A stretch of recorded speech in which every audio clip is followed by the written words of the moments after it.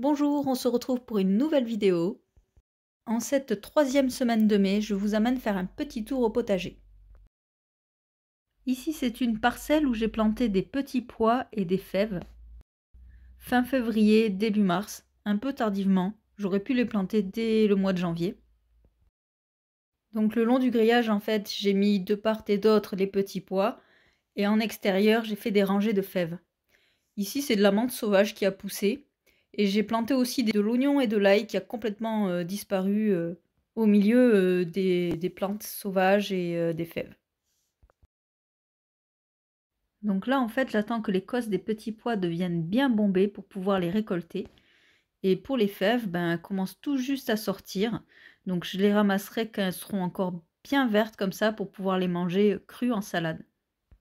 Dans la serre, les pieds de tomates commencent à bien pousser. Je récolte assez régulièrement de la salade, j'en ai un peu partout. Par contre, comme il commence à faire chaud, elles ont tendance à monter en graines.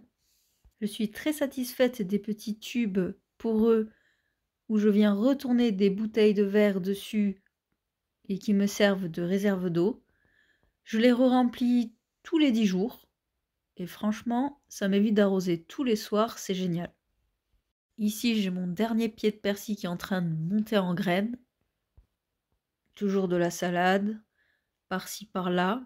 Puis ensuite, j'ai planté quelques poivrons, des pieds de gombo, du piment, encore des tomates. Ça, c'est un pied de salade que j'ai coupé. Je laisse pousser les nouvelles pousses. Et après, je les coupe. Ça repousse à l'infini. Mais bon, si à la base, c'était de la salade paumée, ça ne va pas reformer une salade paumée. Ça refera des feuilles qu'il faudra venir couper. Ou alors, encore mieux, on peut mettre de la salade à couper, comme celle-ci là. Là, je peux venir directement prélever des feuilles et elles repoussent à l'infini. Ici, j'ai planté quelques pieds de patates douces tout au fond de la serre et je viendrai mettre un grillage pour que les feuilles puissent courir dessus. Ça, c'est le pied de tomate qui a poussé tout seul dans la serre et c'est le premier qui commence à faire des petites fleurs. J'ai aussi planté des pommes de terre. Donc pour ça, j'ai préparé 7 nouvelles parcelles. Alors je vous explique ma technique. C'est hyper facile, hyper rapide. Donc déjà, il faut des bulbes de pommes de terre. Ceux-là, je les ai achetés en jardinerie. J'en ai sélectionné, je crois, 7 variétés différentes. Je les ai sélectionnées suivant différents critères. J'en voulais des spéciales pour faire des frites, des spéciales pour faire cuire à la vapeur, par exemple, ou en gratin. Donc il en fallait des hachères fermes, des hachères farineuses. Si on en veut des pour conserver, il faut prendre des variétés tardives qu'on récolte au bout de 120 jours et non pas 90. J'ai regardé d'autres critères tels que le goût versus le rendement, ou encore celles dites plus résistantes au mildiou. Le mieux, c'est d'acheter des bulbes non germés et ensuite de les faire germer dans une pièce aérée, assez fraîche. Il faut qu'il fasse assez sec, entre 10 et 15 degrés, et que ça soit lumineux. Sous 4 à 6 semaines, vous allez avoir des tubercules comme ça qui vont sortir des bulbes. Le mieux, c'est de les planter lorsqu'ils sont encore petits et trapus, comme je viens de vous le montrer. Maintenant, je vais vous expliquer ma technique. En fait, je suis venue tondre mon gazon à ras. J'ai gardé la tonte que j'ai mis de côté. J'ai délimité mes parcelles. Alors, je ne sais plus exactement combien elles font, j'ai pas mesuré, mais ça doit faire 2 mètres par 60 cm chacune. J'ai remis de la tonte dessus. J'ai laissé poser comme ça une semaine, mais j'aurais très bien pu planter les pommes de terre de suite. Ensuite, au moment de la plantation, je suis venue écarter un petit peu le paillage. Je place ma pomme de terre dans le trou. Du coup, le trou, c'est pas un vrai trou, il n'y a pas de terre, il n'y a pas un vrai trou. Là, je viens avec ma main ouvrir, juste écarter l'herbe, comme ceci. Je dépose les pommes de terre. Je les espace au moins de 20 cm. J'essaye de mettre les tiges vers le haut, mais de toute façon, ça sortira quand même. Ensuite, l'herbe, qui est devenue un petit peu comme de la paille, ça a séché, je viens tout refermer, tout reboucher, hop, je couvre tout. Ça, je l'ai fait le 20 avril, et là, nous voilà un mois plus tard, le 20 mai. J'ai pas arrosé, rien du tout. La pomme de terre, c'est de la même famille que la tomate, ça n'aime pas les excès d'eau. Après, ça attrape le mildiou, etc. Donc, j'évite d'arroser. Sauf évidemment s'il commence à faire trop chaud pendant plusieurs jours ou plusieurs semaines d'affilée. Dès que les tiges commencent à sortir de terre, il faut les buter. Normalement, ça se fait avec de la terre, sur des cultures conventionnelles. Mais ici, je le fais avec de la tonte encore. Ça va renforcer les plants et développer de nouveaux tubercules. C'est ce qu'on appelle la culture de pommes de terre sur gazon. Pour continuer avec le paillage, eh bien, au mois de mai, étant donné que c'est une période où c'est qu'on n'a pas encore trop de récoltes, j'en profite pour faire un peu l'entretien des parcelles. Donc, je tonds, puis j'utilise cette tonte pour pailler. Ça évite que les mauvaises herbes ne prolifèrent trop. Ça conserve l'humidité au sol. Ça nourrit également le sol, puisqu'en se décomposant, cette matière va être assimilée. Donc voilà, j'en mets une bonne couche. Sur cette parcelle, j'ai un artichaut, de la rhubarbe, de l'éliantie. J'ai planté là récemment des courges, des courgettes et un pied de bourrache.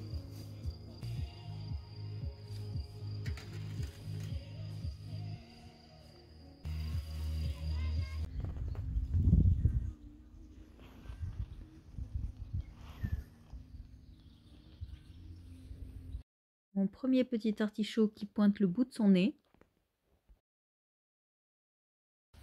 Ici, je sais pas ce que c'est, je pense que c'est des courges. Et du coup, j'en ai récupéré quelques-uns, des plus gros pieds, que j'ai plantés par-ci par-là.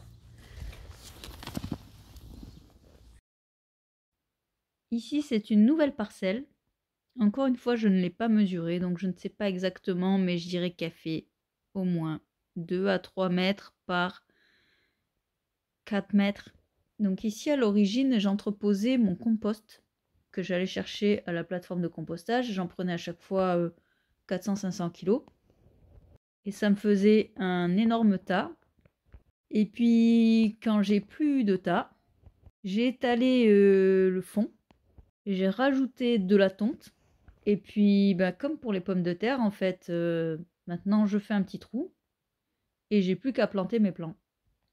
Sauf que j'ai quand même mis un petit coup de pelle, voilà, pour histoire d'aérer un petit peu le sol. Je sors même pas la terre en fait, j'ameublis juste le sol. Donc là je plante des melons, de la pastèque, des tournesols, du maïs, des courges et quelques pieds de tomates. Et j'alterne en fait un pied un peu encombrant avec une tige de maïs, un pied de courge ou de melon avec encore soit un maïs, soit un tournesol. Et sur ces maïs et sur ces tournesols, je vais y faire grimper des haricots. Je vais utiliser une technique que font les Incas depuis la nuit de temps. Ça s'appelle la milpa. Ça consiste à utiliser du maïs comme tuteur pour faire grimper des haricots et ensuite planter une courge qui, elle, va ramper au sol et faire un couvre-sol. Donc voilà, une fois que j'ai planté tout ça, je paille. Et puis je m'attaque à mes vieilles parcelles. Parce que là, il y a du chantier. J'ai un peu négligé tout ce début du printemps certaines parcelles que j'ai laissées un peu à l'abandon. Donc là-dessous se cachent quelques plants d'oignons et d'ail. Ici, j'ai mes pieds de bled qui sont montés en graines et puis j'ai 2 mètres de haut. Là, j'y vais carrément à la scie parce que le truc, c'est vraiment énorme. Le diamètre, j'ai pas réussi avec la pince coupante. Toute cette matière végétale, je vais m'en servir comme paillage. Ici, j'ai récupéré un petit peu de terre que je passe au tamis. Ça, c'est la fameuse parcelle après le désherbage, manuel évidemment. Je découpe des tronçons d'arbres pour faire des bordures de manière à pouvoir passer la débroussailleuse et que ça fasse assez propre. Je vous rassure, je n'ai pas été abattre des arbres juste pour me faire des bordures. Celui-ci, c'est un arbre qui était en train de tomber en fait. Il était cassé en deux et donc il était temps de le faire tomber. Voilà, après quelques heures de travail, voici le résultat.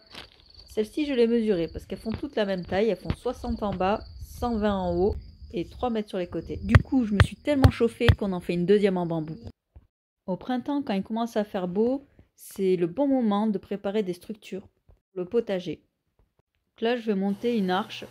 C'est une arche que j'ai achetée en promo dans un magasin. Donc du coup, je le ponce. Je fais un petit peu brûler les pieds qui vont être au contact du sol pour essayer de prolonger la durée de vie. Je vais passer un coup d'huile de lin. C'est une protection naturelle, hein, plutôt que de mettre du lasure. L'huile, ça va venir boucher les pores, ça va venir imperméabiliser. Ça dure moins longtemps qu'un lasure, hein, mais c'est quand même assez efficace. Bon, le montage, j'avoue, c'est un peu galère, hein. Vaut mieux être deux pour faire ça. J'ai cherché un moyen pour éviter que ça touche le sol directement. J'ai pas trouvé un truc déjà tout fait. Donc j'étais dans un magasin de bricolage et j'ai acheté 2 équerres en acier galvanisé. Enfin, je sais pas si ça s'appelle des équerres, mais bon, vous voyez à quoi ça ressemble. Je les coupe en bout de 50 cm. J'enfonce à peu près 25 cm dans le sol et je laisse ressortir du coup l'autre moitié, sur lequel je viens fixer les pieds de mon arche. Comme ça fait des supports assez solides. Ça m'évite d'enfoncer les pieds en bois dans le sol. Je pense que ça devrait résister aux grosses rafales de vent. J'ai fait les contours de mes buts avec que des matériaux de récup. Donc à gauche du bambou, au milieu les tronçons de bois. Et ici c'était une structure en granit que j'avais récupérée chez quelqu'un qui s'en débarrassait. Ici le bout de grillage c'est pour faire pousser les concombres. Et les petits morceaux de salade que vous voyez, c'est pour les limaces. En zoomant un peu, je vous montre le petit pied de courgeloufa qui va venir grimper sur l'arche et la recouvrir. Pour finir cette vidéo, je vous montre quand même quelques fruits, notamment les fraises qu'on peut déjà récolter depuis un petit moment. J'avais planté quelques pieds cet automne au pied de mes arbres. Ici, je commence à avoir quelques pêches sur mon beau pêcher que j'ai planté tout juste cet automne. Il a la cloque. Quelques feuilles sont touchées. Quand je les vois, je les enlève. J'ai pas fait de traitement particulier. J'ai pas mis de bouillie bordelaise. Franchement, c'est à peine quelques feuilles qui sont touchées. Ça teint pas les fruits. Ça gêne en rien. Donc pour l'instant, je laisse comme ça. C'est fini pour cette petite vidéo. Je vous dis à très bientôt. Bon jardinage!